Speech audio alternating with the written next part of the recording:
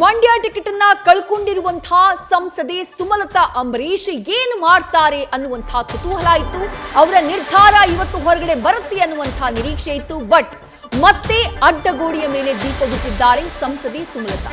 April 3ನೇ ತಾರೀಕು ಮಂಡ್ಯದಲ್ಲೇ ಬೆಂಬಲಿಗರ ಸಭೆಯನ್ನ ಮಾಡ್ತೀನಿ, ಆ ನಂತರ ಅಂತಿಮ ನಿರ್ಧಾರ ಅನ್ನುವಂತ ಮಾತನ್ನು ಹೇಳಿದ್ದಾರೆ. ಇವತ್ತಿನ ಸಭೆಯಲ್ಲಿ ಅಭಿಮಾನಿಗಳಿಂದ ಚುನಾವಣೆಗೆ ನೀವು ಪಕ್ಷೇತರವಾಗಿ ಸ್ಪರ್ಧೆ ಮಾಡಿ ಅನ್ನುವಂಥ ಒತ್ತಾಯ ಕೇಳಿಬಂತು. ಸುಮಲತಾ ಅವರ ಬೆಂಗಳೂರು ನಿವಾಸದಲ್ಲಿ ಸೇರಿದ್ದಂತಹ ನೂರಾರು ಬೆಂಬಲಿಗರು ಸುಮಲತಾ ಅವರಿಗೆ ಪಕ್ಷೇತರ ಸ್ಪರ್ಧೆಗೆ ಒತ್ತಾಯವನ್ನ ಮಾಡಿದ್ರು. ಅಂಬರೀಶ್ ಫೋಟೋ ಹಿಡ್ಕೊಂಡು ಬಂದು ಅವರ ಪರವಾಗಿ ಘೋಷಣೆಯನ್ನ ಹೋಗಿದ್ರು. ಆದ್ರೆ ಏಪ್ರಿಲ್ 3ನೇ ತಾರೀಕು ಮಂಡ್ಯದಲ್ಲೇ ಸಭೆ ನಡೆಸಿ ನಿರ್ಧಾರವನ್ನ ಘೋಷಣೆ ಮಾಡ್ತೀನಿ ಅಂತ ಹೇಳಿ ಸುಮಲತಾ ಅಂಬರೀಶ್ ಹೇಳಿದ್ದಾರೆ. ಮತ್ತಷ್ಟು ಡೀಟೇಲ್ಸ್ ನಮ್ಮ ಪ್ರತಿನಿಧಿ ಮಧುಸೂದನ್ ನೀಡ್ತಾ ಹೋಗ್ತಾರೆ. ಮಧುಸೂದನ್, ಇವತ್ತೇ ನಿರ್ಧಾರ ಪ್ರಕಟ ಆಗತ್ತೆ ಅನ್ನುವಂಥ ನಿರೀಕ್ಷೆ ಇತ್ತು, ಅದಾಗಿಲ್ಲ.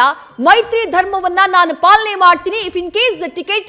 ಅನ್ಕಂಟ್ರೋಲ್ಡ್ ಬ್ಲಡ್ ಶುಗರ್ ಇಂದ ಕಣ್ಣು, ಕಿಡ್ನಿ, ಹಾರ್ಟ್, ನರಮಂಡಲಕ್ಕೂ ಅಪಾಯ. ಮಧುಮೇಹ ಎನ್ ಸಕ್ಕರೆ ನಿಯಂತ್ರಣದೊಂದಿಗೆ ನಿಮ್ಮ ಅಂಗಾಂಗಗಳ ಆರೋಗ್ಯನೂ ಕಾಪಾಡುತ್ತೆ. ಜೆಡಿಎಸ್ ನ ಪಾಲಾದ್ರೆ ಅನ್ನುವಂಥ ಮಾತನ್ನ ನಮ್ಮ ಸಂದರ್ಶನದಲ್ಲೇ ಹೇಳಿದ್ದವರು ಸುಮಲತಾ ಅಂಬರೀಶ್. ಬಟ್ ಈಗ ಕಾಣಿಸ್ತಾ ಇಲ್ಲ. ಇವತ್ತು ಆದಂತಹ ಅಭಿಮಾನಿಗಳ ಒತ್ತಾಯ, ಅದಾದ ನಂತರದಲ್ಲಿ ಮತ್ತೆ 3 ದಿನಗಳ ಕಾಲ ಪೋಸ್ಟ್ ಪೋನ್ ಮಾಡಿದ್ದಾರೆ ತಮ್ಮ ನಿರ್ಧಾರವನ್ನ ಘೋಷಣೆ ಮಾಡೋದನ್ನ. ಏನಾಗಿರಬಹುದು ಅವರ ನಿರ್ಧಾರ ಅಂತ ಹೇಳಿ?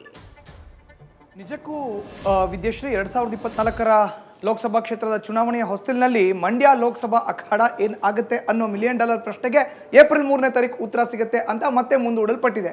ಕಾರಣ ಏನು, ಯಾಕೆ, ಹೇಗೆ? ಹಾಲಿ ಸಂಸದೆ ಸುಮಲತಾ ಅಂಬರೀಶ್ ಅವರು ಕ್ಷೇತ್ರವನ್ನು ಬಿಜೆಪಿನೇ ಉಳಿಸ್ಕೋಬೇಕು, ನಾನು ಬಿಜೆಪಿಗೆ ಸಪೋರ್ಟನ್ನು ಮಾಡ್ತಾ ಇದ್ದೀನಿ, ಬಿಜೆಪಿ ಬೆಂಬಲಿತ ಸಂಸದೆ ಆಗಿರೋ ನನ್ನನ್ನು ಅಧಿಕೃತವಾಗಿ ಬಿಜೆಪಿಗೆ ಸೇರ್ಪಡೆ ಮಾಡ್ಕೊಂಡು ನನಗೆ ಟಿಕೆಟ್ ಕೊಡಬೇಕು, ಇಲ್ಲಾಂದರೆ ಬಿಜೆಪಿಗೆ ಟಿಕೆಟ್ ಕೊಡಲಿ ಅಂತ ನಾನು ಹೈಕಮಾಂಡ್ ನಾಯಕರ ಹತ್ರ ಹೇಳಿದ್ದೆ. ಬಟ್ ಹೈಕಮಾಂಡ್ ನಾಯಕರು ಬದಲಾದಂಥ ರಾಜಕೀಯ ಪರಿಸ್ಥಿತಿಯಲ್ಲಿ ಕ್ಷೇತ್ರವನ್ನು ಉಳಿಸ್ಕೊಳ್ಳಿಲ್ಲ, ನೇರವಾಗಿ ಅದನ್ನು JDSಗೆ ಕೊಟ್ಟಿದ್ದಾರೆ. ರಾಜ್ಯದಲ್ಲಿ ಇವತ್ತು ವಾತಾವರಣ ಬೇರೆ ಇದೆ ಅಂತ ನೇರವಾಗಿ ವಿಷಯಕ್ಕೆ ಬರದೆ ವಿಷಯದ ಅಕ್ಕಪಕ್ಕನೇ ಓಡಾಡ್ತಾ ಇದ್ದಾರೆ. ಜೊತೆಗೆ ನೀವು ನಿಮ್ಮ ನಿರ್ಧಾರ ಏನು, ಈ ಪ್ರಶ್ನೆಗೆ ಏಪ್ರಿಲ್ 3ನೇ ತಾರೀಕು ತನಕ ಕಾಯಿರಿ. ನಾನು ಮಂಡ್ಯಗೆ ಬರ್ತೀನಿ, ಮಂಡ್ಯ ಬಿಟ್ಟು ಹೋಗಲ್ಲ, ಮಂಡ್ಯ ರಾಜಕಾರಣದಲ್ಲೇ ಇರ್ತೀನಿ, ನನಗೆ ಬೇರೆ ಬೇರೆ ಆಫರ್ ಬಂದಿದ್ದು ನಿಜ, ನನಗೆ ಈ ಕಡೆ ಚಿಕ್ಕಬಳ್ಳಾಪುರ, ಬೆಂಗಳೂರು ಉತ್ತರ ಇಲ್ಲೆಲ್ಲ ಸ್ಪರ್ಧೆ ಮಾಡಿ ಅಂತ ಕೇಳ್ತಾ ಇದ್ರು. ಬೇರೆ ಪಕ್ಷದಿಂದ ಕೂಡ ನನಗೆ ಆಹ್ವಾನ ಇತ್ತು, ಅದ್ಯಾವುದನ್ನು ಕೂಡ ನಾನು ಪುರಸ್ಕರಿಸಿಲ್ಲ. ನೇರವಾಗಿ ನಾನು ಮಂಡ್ಯ ಬಿಟ್ಟು ಎಲ್ಲೂ ಹೋಗಲ್ಲ ಅನ್ನೋ ಮಾತನ್ನೇ ಹೇಳ್ತಾ ಇದ್ದೀನಿ ಅನ್ನೋದ್ರ ಮೂಲಕ ಮತ್ತೊಮ್ಮೆ ಮಂಡ್ಯ ಪಟ್ಟನ್ನ ಬಹಳ ಗಟ್ಟಿಯಾಗಿ ಹಿಡ್ಕೊಂಡಿದ್ದಾರೆ ಹಾಲಿ ಸಂಸದೆ Sumalatha Ambareesh. But news first ಸಂದರ್ಶನದಲ್ಲಿ ಸುಮಲತಾ ಅಂಬರೀಶ್ ಅವರು ಹೇಳಿದ್ದೇನು? ನ್ಯೂಸ್ ಫಸ್ಟ್ ಸಂದರ್ಶನದಲ್ಲಿ ಸುಮಲತಾ ಅಂಬರೀಶ್ ಅವರು ಒಂದು ವೇಳೆ ಏನಾದರೂ ಮಂಡ್ಯ ಲೋಕಸಭಾ ಕ್ಷೇತ್ರವನ್ನು JDSಗೆ ಬಿಟ್ಕೊಟ್ಟಿದ್ದೆ ಆದರೆ ಬಿಜೆಪಿ ಹೈಕಮಾಂಡ್ ನಾಯಕರು ನಾನು ಮೈತ್ರಿ ಧರ್ಮವನ್ನು ಪರಿಪಾಲನೆ ಮಾಡ್ತೀನಿ ಅಂತ ಹೇಳಿದ್ರು. ಈಗ ಅದಕ್ಕೆ ಬದ್ಧರಾಗಿದ್ದಾರಾ?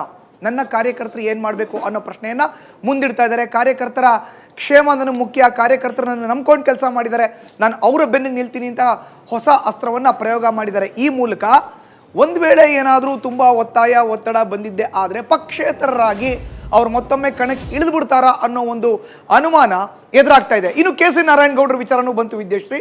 KC ನಾರಾಯಣಗೌಡರ ವಿಚಾರ ಬಂದಾಗ ಕೂಡ ಅವರೀಗ ಮೈಂಡನ್ನು ಚೇಂಜ್ ಮಾಡಿದ್ದಾರೆ. ನಮ್ಮ ಪ್ರತಿಯೊಂದು ನಡೆ ಕೂಡ ಮಾಜಿ ಸಚಿವ ಡಾಕ್ಟರ್ KC ನಾರಾಯಣಗೌಡರಿಗೆ ಇತ್ತು ಅನ್ನೋದ್ರ ಮುಖಾಂತರ ಅವ್ರ ಮೈಂಡ್ ಚೇಂಜ್ ಮಾಡಿದ್ದಾರೆ ಅನ್ನೋ ವಿಷಯವನ್ನ ಇವತ್ತು ಪ್ರಸ್ತಾಪ ಮಾಡಿದ್ದಾರೆ ಮಾಧ್ಯಮದ ಮುಂದೆ. ಹಾಗಾದ್ರೆ ಮುಂದೇನು? ಏಪ್ರಿಲ್ 3ನೇ ತಾರೀಕು ತನಕ ಕಾಯಬೇಕು. ಸದ್ಯಕ್ಕಂತೂ ಅಡ್ಡಗೋಡೆ ಮೇಲೆ ದೀಪ ಇಟ್ಟಿದ್ದಾರೆ ಹಾಲಿ ಸಂಸದೆ ಸುಮಲತಾ ಅಂಬರೀಶ್. ನಾನು ಸ್ಪರ್ಧೆ ಮಾಡಲ್ಲ ಅಂತ ಹೇಳ್ತಾ ಇಲ್ಲ, ನಾನು ಪರಿಪೂರ್ಣವಾಗಿ ಬೆಂಬಲವನ್ನು ಕೊಡ್ತೀನಿ ಅಂತ ಹೇಳ್ತಾ ಇಲ್ಲ. ಕಾರ್ಯಕರ್ತರ ಮುಂದಿನ ನಂಬಿಕೆನ ಹೇಗೆ ಉಳಿಸ್ಕೊಳ್ಳೋದು, ಕಾರ್ಯಕರ್ತರ ಜೊತೆ ಹೇಗಿರಬೇಕು ಅದ್ರ ಬಗ್ಗೆ ಎಕ್ಸಾಕ್ಟ್ಲಿ ನೋಡಿ. ದೆಹಲಿಗೆ ಹಲವು ಬಾರಿ ಹೋಗಿ ಬಂದ್ರು, ಬಿಜೆಪಿ ಹೈಕಮಾಂಡ್ ನಾಯಕರನ್ನ ಭೇಟಿಯಾಗಿ ಬಂದ್ರು, ಆದ್ರೂ ಟಿಕೆಟ್ ಅವರ ಪಾಲ್ ಆಗ್ಲಿಲ್ಲ.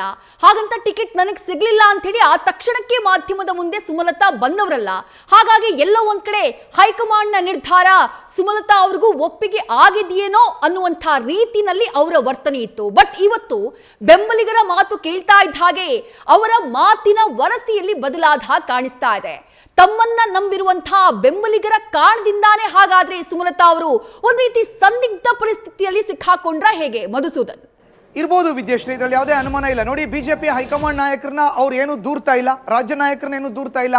ಈತ ಕಾಂಗ್ರೆಸ್ನಿಂದ ಬಂದಿರೋ ಆಫರ್ ಬಂದಿದ್ದು ನಿಜ ಅಂತ ಒಪ್ಕೊಂಡಿದ್ದಾರೆ, ನನಗೆ ಆಫರ್ ಕೊಟ್ಟಿದ್ರು ಅಂತ ಹೇಳ್ತಿದ್ದಾರೆ. ಬಟ್ ಈಗ ಹೊಸ ಅಸ್ತ್ರ ಏನು? ನನ್ನ ಬೆಂಬಲಿಗರು, ನನ್ನ ಕಾರ್ಯಕರ್ತರು, ರೆಬಲ್ ಸ್ಟಾರ್ ಅಂಬರೀಶ್ ಅವರ ಅಭಿಮಾನಿಗಳ ಮುಂದಿನ ಭವಿಷ್ಯದ ಬಗ್ಗೆ ನಾನು ಯೋಚನೆ ಮಾಡ್ತಾ ಇದ್ದೀನಿ ಅಂತ ಹೇಳಿದ್ರ ಮುಖಾಂತರ ಮತ್ತೊಮ್ಮೆ ಪಕ್ಷೇತರರಾಗಿ ಸ್ಪರ್ಧೆ ಮಾಡೋ ಅಂತ ಹೊಸ ಆಪ್ಷನ್ ಅನ್ನ ಓಪನ್ ಮಾಡಿ ಇಟ್ಕೊಂಡಿದ್ದಾರೆ ಸುಮಲತಾ ಅಂಬರೀಶ್ ಅವರು. ಇದು ರಾಜಕಾರಣದಲ್ಲಿ ಒಂದು ಹೊಸ ರೀತಿಯ ದಾಳ. ಅವ್ರು ಈ ಹಿಂದೆ 2019ರಲ್ಲೂ ಕೂಡ ಚುನಾವಣೆಗೆ ಸ್ಪರ್ಧೆ ಮಾಡಿದಾಗ ಬಹಳ ಎಚ್ಚರಿಕೆಯ ಹೆಜ್ಜೆಯನ್ನ ಚುನಾವಣಾ ಅಖಾಡದಲ್ಲಿ ಇಟ್ಟಿದ್ದನ್ನ ನಾವು ನೋಡಿದ್ದೀವಿ.